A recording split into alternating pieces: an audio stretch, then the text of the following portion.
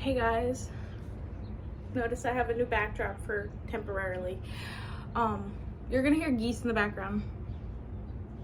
I can't get rid of the geese. For the title of the video, this is a type of video that I've been wanting to do for a while.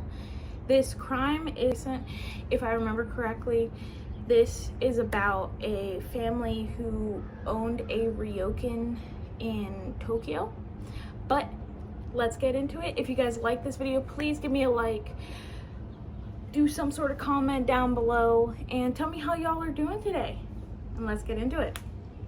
So our story begins today with Kenichi Hosoya and his wife Shiho. They owned a ryokan in Tokyo's Asakasa district. And they were accused of several heinous crimes that started with the mysterious deaths of multiple family members from a substance known to be in antifreeze. Like, who thinks of that? Who? The first mysterious death happens to be Kenichi's father, Isamu Hosoya. Now he died, it was first thought he died of sepsis in the hospital.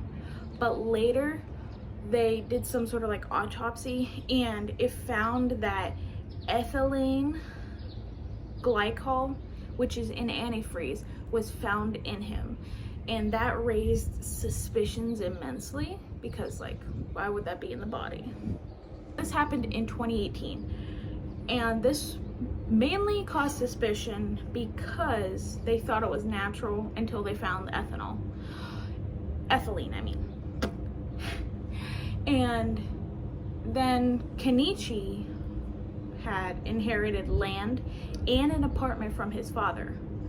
So things clicking in your head so far. There was a bunch of blood tests and records that mentioned that confirmed that Isamu was poisoned.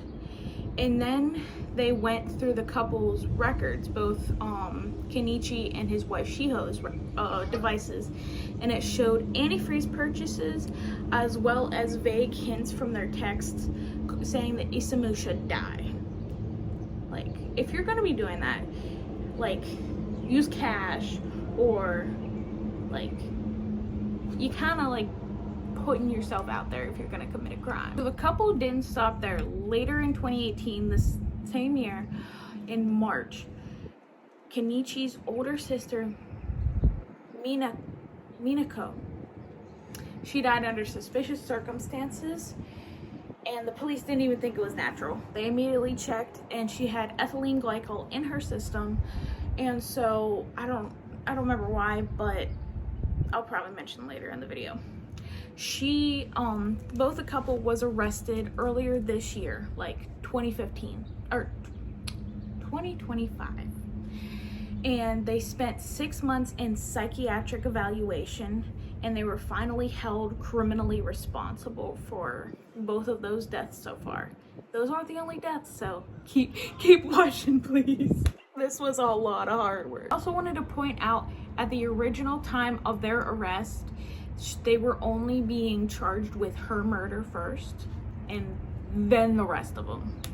There was another victim also in the same year of 2018, and that was Yaeko, I think I'm saying that right, Yaeko Hosoya, who is Kenichi's mother. And they also believe she was poisoned by them. They think the reason for her death was some sort of strained relationship between Kenichi's wife Shiho and his mother. But they're also being charged with her murder as well. Now here's where I put the trigger warning. For any of you guys who like true crime but don't like graphic things, especially any triggers about children or anything like that, this is the time maybe click off this video, because we're about to get into my least favorite part of this case, and it's really sad. Giving you that warning now. Okay? You still here? Okay. Okay, so as of me writing this article, which was like a few weeks ago, prior to recording date, not release date, by the time you guys see this, it'll be like maybe 2 months after I wrote this script. So the most heart-wrenching part of this case is the death of the couple's 4-year-old daughter, Yoshiki. Now, her death is still ongoing, but she is the reason for the initial arrest back in February of 2025. So Yoshiki died in March of 2023, I believe.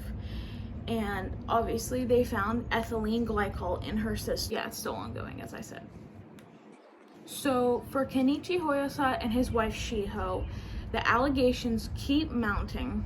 They're staying silent about all the allegations as far as I'm aware, but they believe the motive for the murders is to gain control of all the family assets because, you know, they killed his parents and his elder sister who could take it, and they wanted control probably of the Ryokan Inn because I know those make a lot of money. If you look up anything about the hotel Ryokan scene in Japan, those can make a lot of money.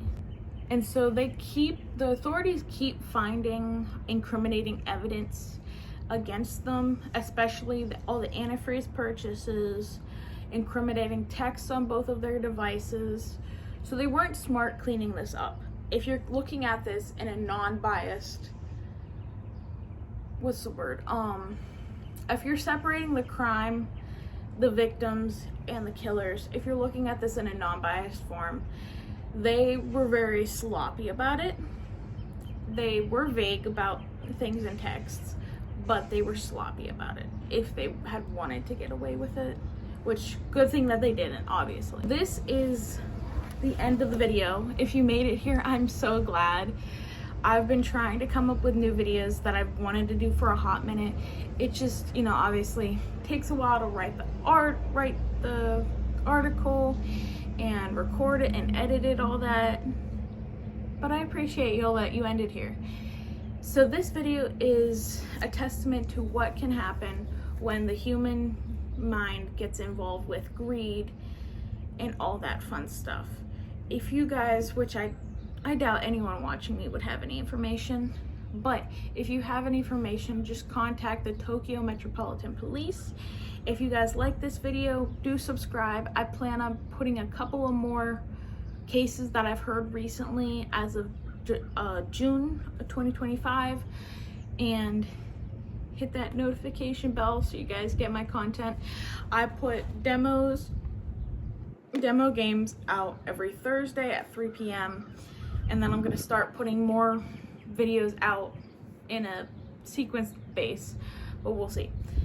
If you guys liked me, I'll see y'all next time.